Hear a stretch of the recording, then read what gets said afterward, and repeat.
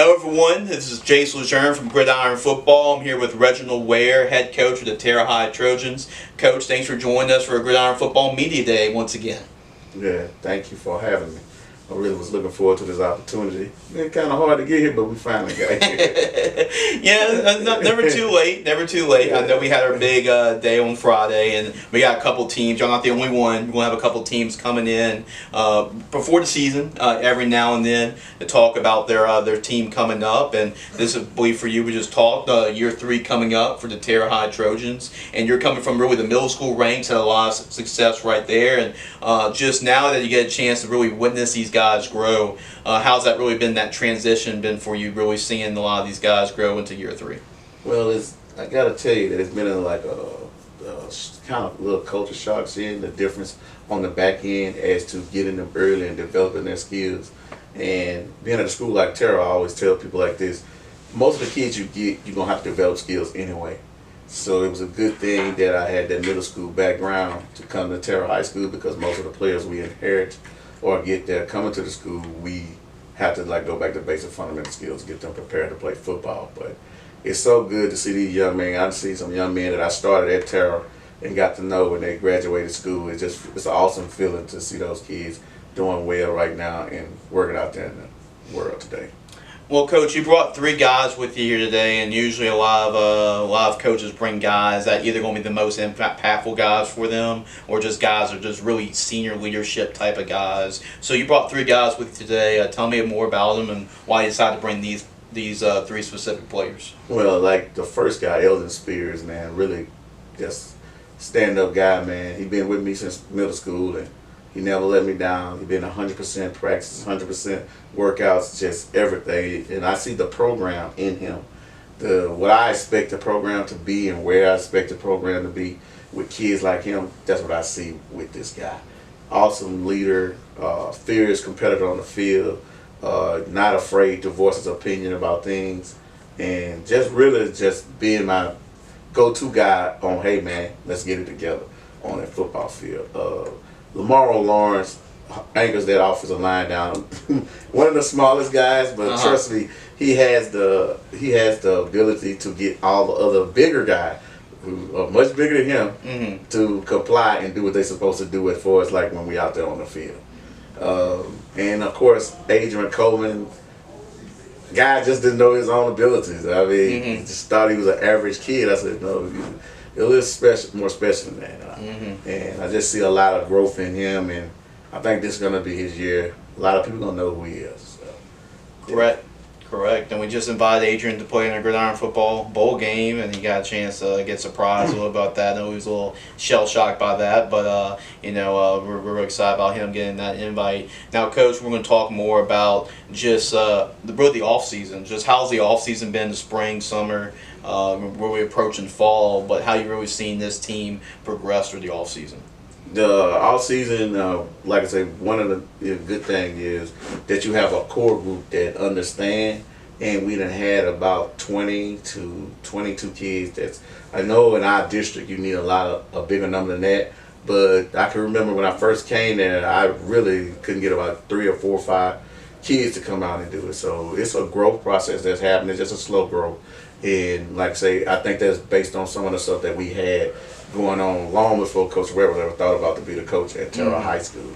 But these kids have been working. Those guys are committed, and about 15 other ones are committed to the cause of the change. And that's basically what I've been preaching to them. I say you need to have commitment when you're doing this. I said when I played college ball, you had to be committed whether you was on the field or not. And you don't be wasting your time. You got to actually be out there ready to work, or else you won't be dressing out for practice. I mean, just real talk. I mean, you're not going to waste nobody's time. Right. That's what I see. I think it's been good transition from the season to the spring. We had a decent spring. We played against Albany, and now we had a decent summer workout, and we're getting ready for our fall scrimmage against Slaughter. So I think that'll be a good start for us to get going into the season. But other than that, I think they've been committed for the most part. Exactly. Any other guys want to give a shout out to that really put in that commitment that time? Yeah, and you see most of the kids are talking about Xavier Smith, right? Transferred from Catholic High. He's a nice sized lineman. He's about 6'3", about 300 pounds.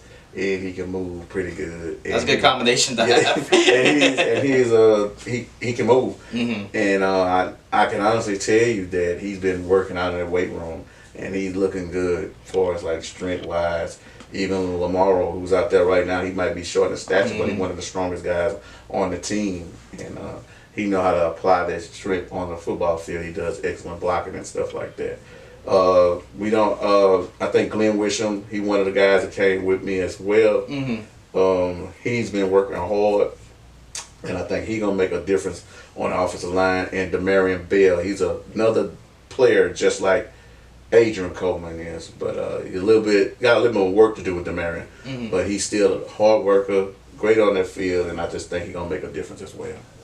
What's basically the next step for this team? What based off what y'all looked in the offseason, what do you think the team can continue to improve on? Just the recruitment of the players that go to the school. I mean, kids at the school. Sure, getting them sure. to come out and participate in football. I mean, we have on paper right now 400 incoming freshmen. Mm-hmm. I mean, that's a lot of kids to pick from. Right.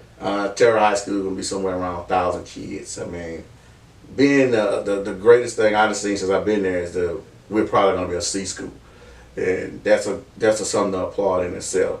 That it was a forever F, and now it's possibly going to be a C school.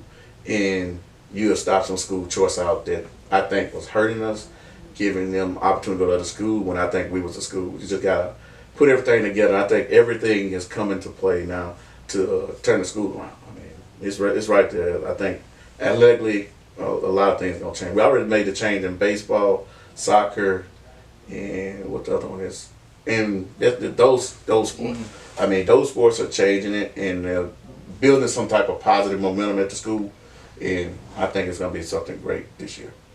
For sure, and just a couple more questions to wrap up, Coach. Talk about really the schedule this year. I know the district's always tough, but the non-district part. Just tell me a little bit about the schedule this year for y'all.